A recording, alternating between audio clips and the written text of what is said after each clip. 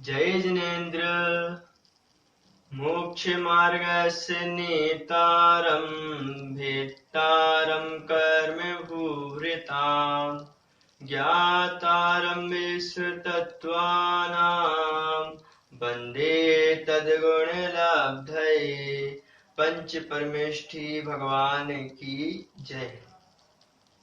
ग्रंथ का पहला अध्याय, जिसमें हम जीव तत्व के बारे में समझ रहे हैं, रत्नत्रय का ज्ञान कर रहे हैं। अभी तक हम सम्यक दर्शन के बारे में पढ़ रहे थे।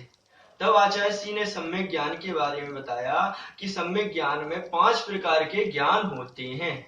मति, श्रुत, अवधि, मनः, परः और केवल, ये 5 प्रकार के ज्ञान हैं। उसके बाद आचार्य श्री ने कहा कि ये 5 ज्ञान प्रमाण से जाने जाते हैं। प्रमाण 2 प्रकार का बताया, प्रत्यक्ष और परोक्ष, अर्थात जो आत्मा से होता है, परोक्ष अर्थात जो 5 इंद्रियों मन के द्वारा होता है। 5 ज्ञानों में मति और श्रुत ज्ञान परोक्ष ज्ञान है और प्रत्यक्ष अन्यत्र, और जो 3 जो ज्ञान बचे वो प्रत्यक्ष ज्ञान है। यहाँ तक हमने पढ़ लिया था। अब आगे से प्रश्न करता है कि महाराज श्री, जो मति, श्रुत आदि 5 ज्ञान बताए, इनके कोई और नाम होते हैं क्या? आचार्य श्री सूत्र के माध्यम से कहते हैं कि मति ज्ञान के और भी पर्यायवाची नाम हैं। देखिए वो हम पढ़ते हैं। आइए, मति स्मृति, सा को साथ में पढ़ना है। मति स्मृति संज्ञा चिंताभिनिबोध इत्यनर्थांतरम। पुनः पढ़ते हैं, मति स्मृति संज्ञा चिंताभिनिबोध इत्यनर्थांतरम। मति स्मृति संज्ञा चिंताभिनिबोध इत्यनर्थांतरम। इस सूत्र का संधि विच्छेद करते हैं। देखिए, मति स्मृति संज्ञा चिंताभिनिबोध 2 शब्द हैं, चिंता अभिनिबोध दीर्घ संधि, और इत्यनर्थांतरम, इति अनर्थ यहाँ संधि होगी, और अंतरम यहाँ पर भी दीर्घ संधि होगी। इस प्रकार से सूत्र का संधि विच्छेद हुआ। इस सूत्र में आचार्य श्री कह रहे हैं कि मति, स्मृति, संज्ञा, चिंता, अभिनिबोध, इति अनर्थ अंतरम। इति अर्थात इनके, अनर्थ अर्थात अर्थ नहीं है। क्या नहीं है? अंतरम, अंतर नहीं है, अर्थात इन सभी के अर्थों में अंतर नहीं है। तात्पर्य यह है कि मति आदि जो यहाँ पे नाम बता रहे हैं वो मति ज्ञान की पर्यायवाची नाम है। वही सूत्र अर्थ में हमने लिखा है। देखिए, मति, स्मृति, संज्ञा, चिंता और अभिनिबोध, इन सब में अंतर नहीं है, अर्थात मति ज्ञान के पर्यायवाची हैं। ये सभी नाम पर्यायवाची हैं, अर्थात इनके अर्थ में अंतर नहीं है। सब मति ज्ञान के ही बोधक हैं, अर्थात मति ज्ञान को ही बताने वाले होते हैं। इस प्रकार से सामान्य से आचार्य श्री ने इस सूत्र में मति ज्ञान के पर्यायवाची नाम बस बताए हैं। अब बात यह है कि मति ज्ञान को आप स्मृति भी बोल सकते हैं, संज्ञा भी बोल सकते हैं, चिंता भी बोल सकते हैं और अभिनिबोध भी बोल सकते हैं। अब प्रश्न ये कि ये 5 हैं क्या, इनकी डेफिनेशन क्या है, परिभाषा क्या है, तो उसको हम आगे देखेंगे। इसके पहले एक प्रश्न और आया, ये 5 ज्ञान के जो नाम बताए हैं आपने, इसमें जो मति ज्ञान है इसकी ये भेद तो हो गए, लेकिन ये तो बताइए कि मति ज्ञान की परिभाषा क्या है, मति ज्ञान किसे कहते हैं। तब आचार्य श्री बड़ी अनुकंपा करके अगला सूत्र कहते हैं, तदिंद्रिया निंद्रिय निमित्तम।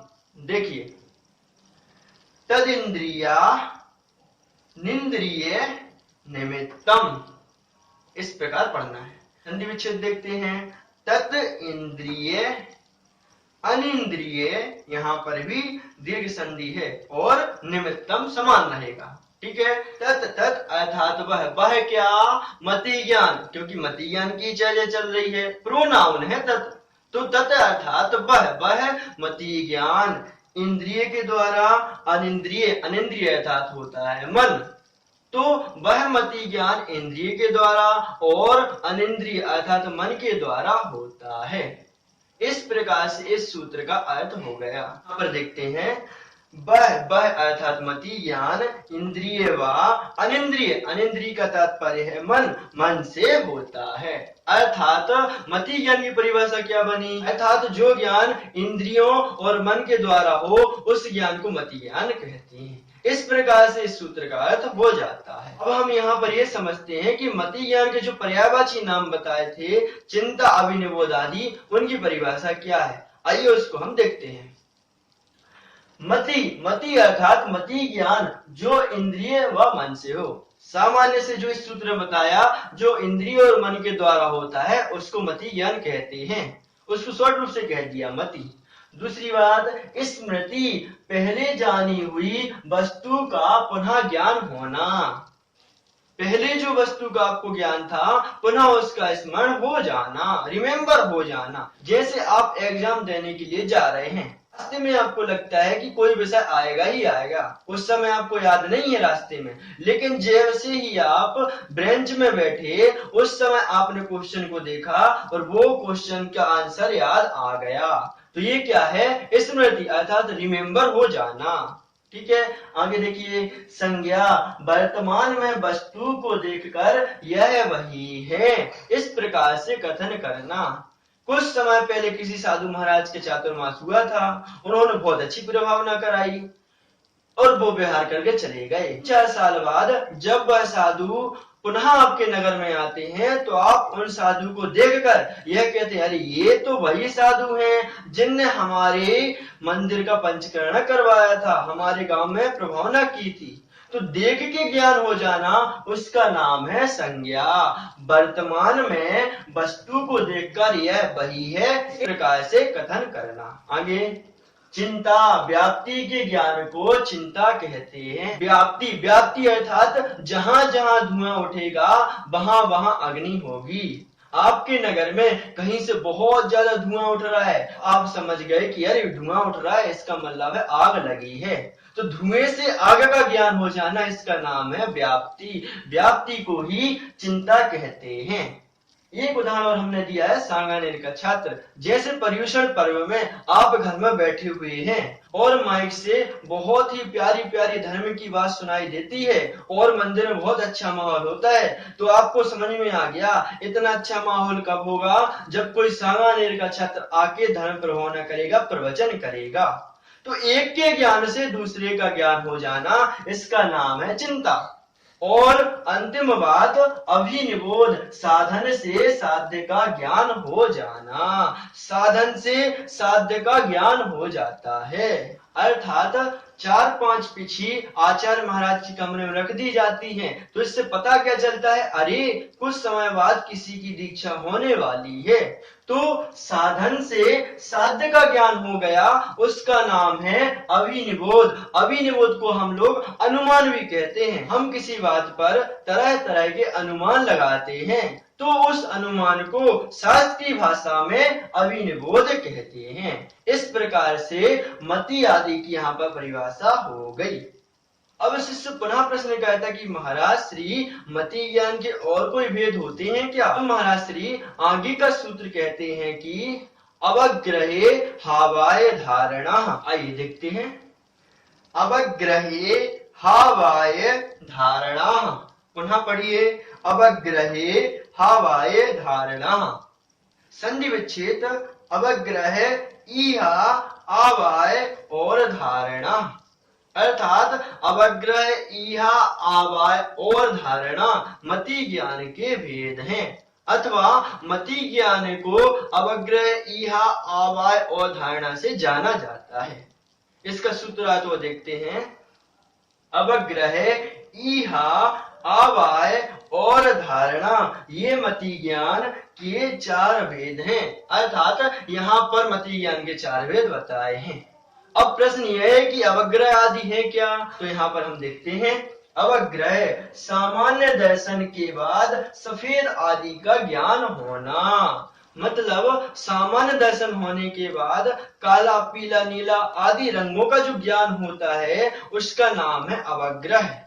जैसे आप एक तालाब के किनारे खड़े हुए हैं, वहां पर पानी हिल रहा है और कुछ काला काला सा आपको नजर आ रहा है, तो रंगवश नजर आ रहा है, उसका नाम है अवग्रह।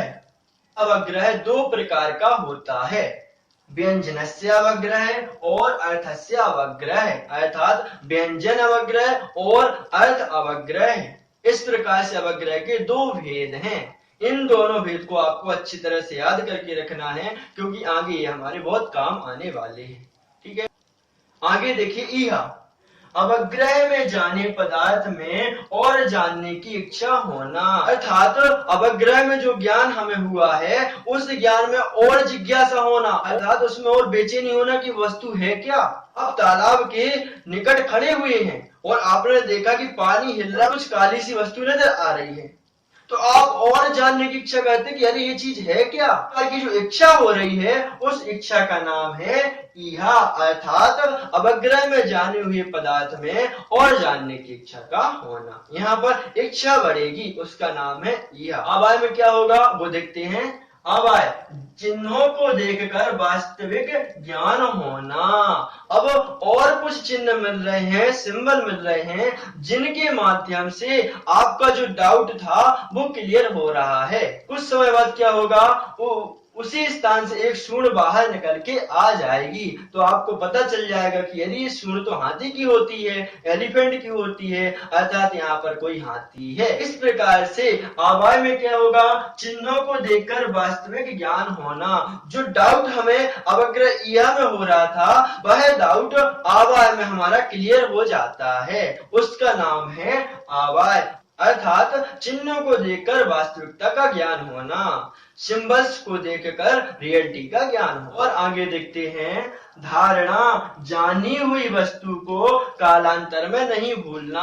वो हाथी बाहर आ जाता है, अब आप देखते हैं कि अरे ये हाथी ही है, एलिफेंट ही है, तो आप कालांतर में कभी नहीं भूलते उसको।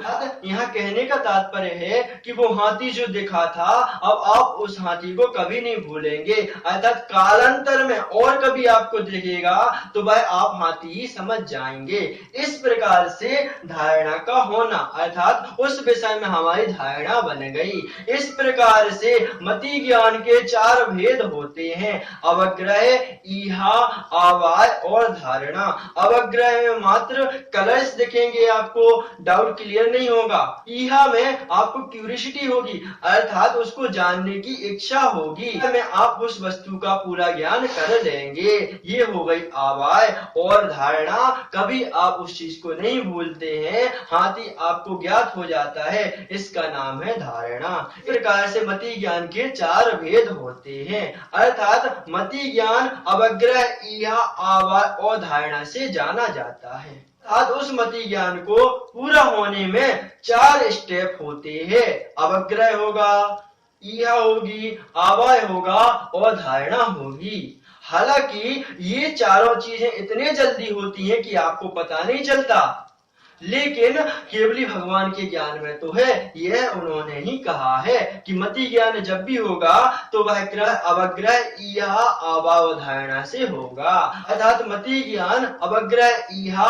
आवाय और धारणा के द्वारा होता है। अथवा मति ज्ञान के चार वेद हैं, अवग्रह, इहा, आवाय और धारणा।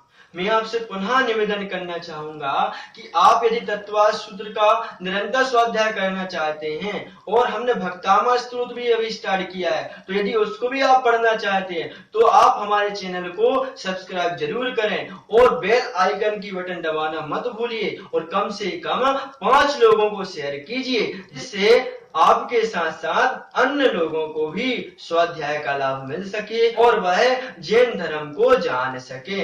आज की क्लास के लिए इतना ही, अगली क्लास में हम और आगे पढ़ेंगे। जय जिनेंद्र।